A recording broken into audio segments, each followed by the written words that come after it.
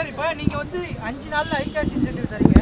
Central government வந்து new sports பாலிசியில் grand master பட்டம் வாங்கினா இல்லை இன்டர்நேஷனல் பட்டம் வாங்கினா கொடுத்து இந்த ஐகேஷ் இன்சென்டிவை கட் பண்ணியிருக்காங்க.